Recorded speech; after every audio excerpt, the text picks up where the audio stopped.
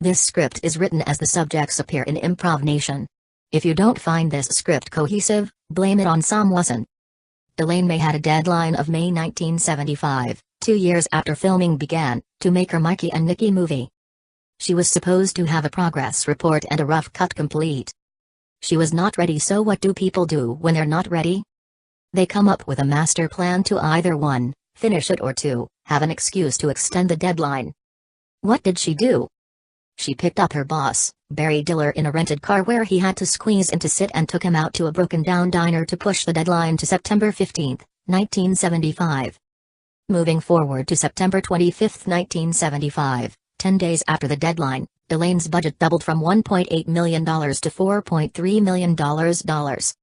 She asked for another $80,000 to finish the movie. Paramount pulled the plug and told her that all of her film materials would be confiscated. When nobody was paying attention, she got $90,000 from Alice Films, a company nobody has ever heard before. She rolled 2 final reels of film. Paramount sued Elaine May on October 1975. The New York judge ruled that the movie does indeed belong to Paramount. When they tried to take the film, they found some of it was missing. Paramount sued Elaine May again on September 1976 because, according to Elaine's husband, David Rubin Fine, on October 20, 1975, the same evening that Paramount won in court, he drove to Carter Studios and took a dozen cartons and hid them overnight in his car. He drove over the New York state line to Connecticut to a guy named Dr. Andrew Canzanetti, who would wait for somebody who worked for Peter Falk to collect the goods. An unidentifiable limousine driver pretended to be Falk's employee had beaten him up and stole the films. Alice Films has been traced to Falk. Diller asked David Picker for help, who called Burt Fields and agreed to get the films in exchange for showing them in venues. Several days later, the package with the missing reels appeared. The movie was shown, but people reacted by booing because they expected Mikey and Nicky to be a comedy, but it was not. Elaine May would not direct another picture for 10 years. Saturday Night Live. Danny and Gilda left Toronto to be in Saturday Night Live in America. Saturday Night Live was a first of its kind and the closest thing to Second City. It was built on the idea that America is lost and TV lies to us. It was seen as the only honest show on TV. New recruits to Saturday Night Live were Bill Murray and Jim Downey. They both felt like outsiders when they joined because they came in late into the show. Jim Downey was the writer and he did not connect with the other writers. Bill Murray only got to play small parts. Bill Murray said, "Working for Saturday Night Live was a nightmare, the most high-pressure job I ever had in my life." Bill Murray's breakthrough came in the shower when he came up with an idea to have a scene in the shower. The scene was about a husband who sings in the shower and then pulls in his wife and then his neighbor into the shower, who she's been seeing behind his back for the last 2 years. It was a great success. Fire Hall, Second City in Toronto. Sheldon Patinkin, the director, begged the 2 funniest people, Andrea Martin and Martin Short, to join. Martin Short said he did not see himself as a comedian, and Andrea Martin's response was that she was only comfortable with a script. In the end, Andrea Martin accepted because she loved the cast members who were actually her friends. In 1975, Andrew Alexander struggled to keep the theater above water. He said, "I was bouncing checks on them regularly, and the first 6 who got to the bank would get paid." The audience at first were anyone who would buy the dinner theater package. The people there were employees at McDonald's who would yell suggestions like stripper and toilet and threw crumpled egg McMuffins coupons at the improvisers. The model was good for sales but bad for improv. The life in the fire hall consisted of having 20 minutes to cast the evening's show. They used glass, wigs, hand-me-downs, and really anything that they could find. It was the place where Andrea Martin discovered the amazing feeling of freedom that comes to those who improvise out of their nervous selves into their alter egos, the forgotten people they really are. Second City Television. Joe Flaherty had an idea to do television parodies with the cast of Andrea Martin, Catherine O'Hara, and Day Thomas. He also wanted Eugene Levy, John Candy, and Harold Ramis. The name would be Second City Television. They would act what they really were, an actual low-budget production. They would aim for bad and for cheap. Why hide? It would be funnier to run towards the problem. That's what comedy is. Flaherty said that he let everybody do what they wanted. In fact, he said, "The inmates ran the asylum. I would definitely have input, but I didn't want to make the final decisions." Animal House. Harold Ramis completed the Animal House script and left for LA early in 1977 for his next movie, Caddyshack, written with Doug Kinney and Brian Doyle Murray. For Ramis, this was the best group of people he ever worked with and the happiest time in his life.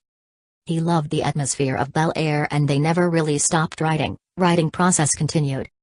Martin Short always wanted to do improv, but he repressed this and called himself pathetically lost when he had to meet with Murray, Belushi, and Schaffer for dinner. Him and his wife went to War Baby's show instead, and the next day, Short called Andrew Alexander and said he wants to join Second City. He became an amazing improviser, giving attention to detail, and it was very liberating for him. Del Close can't really do improv anymore and he has a fight with Thomas. Del Close has a drinking problem and he even hired a bodyguard named Tiny to watch him, but one day he showed up drunk without Tiny and Alexander had no choice but to send him back to Chicago. Close did send more sketches and ideas from Cook County Hospital in Chicago, but they were largely ignored. Ivan Reitman and Dan Goldberg decided to do a summer camp comedy without having a contract with Bill Murray secured. Reitman sent the multiple scripts to Murray, but he always sent a clear no back to him saying he didn't like any of it. Reitman hired Harold Ramis to lure in Murray, and then he eventually ended up doing the movie with Reitman because he wanted to be the star. When they were recording the scenes, Murray said the script is crap and he just started improvising, which was the first time he ever improvised on stage. John Belushi. People came to see John Belushi at LA's Universal Amphitheater stage on September 9, 1978, even though they had seen the Blues Brothers before on SNL. Belushi had the #1 movie, TV show, and best-selling album in the country. Bernie Asalin understood what was happening. Belushi was bringing back SNL. Prospective improvisers wondered if people wanted SNL or Second City. Bernie knew people wanted the comedy of insult and the zany, but that didn't reflect what Second City had been doing thus far. Andrew Alexander didn't have anyone to do the SCTV show with, so the idea of SCTV went down. But Flaherty wanted to do anything to get it back together and on air, and Alexander was willing to do anything too. Flaherty found Tony Rosato and Dave Thomas and they made the show happen. SCTV was not organized at all and there was no time to write the shows and practice them, so the actors had to rehearse right in their makeup chairs before the show and improvise whatever they didn't remember. After a while, SCTV became really big and everyone loved it. Caddyshack. Harold Ramis on directing Caddyshack. I have no fucking clue what I'm doing. This allowed Bill Murray to really flex his creative muscles. Most of what Murray did was improv. If the production cast laughed, they kept his bits. If not, they redid it. They were too afraid to do real stuff in Caddyshack, like romance. Rather, they just kept piling on jokes. The Caddyshack workplace atmosphere was not serious at all, everyone was doing pot and coke. They even took used golf carts to reenact a World War II tank battle for fun, and 12 carts were destroyed. Ramis, on the expense of the replacing destroyed set pieces, stated, "It's not my money." Editing Caddyshack was a nightmare.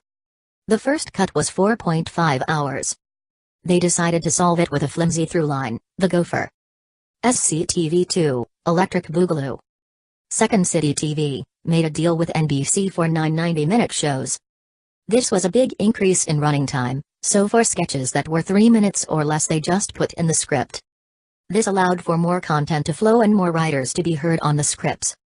Pretty much all the ideas in the writing room were heavily improvised, so no one was too attached, and everyone welcomed criticism.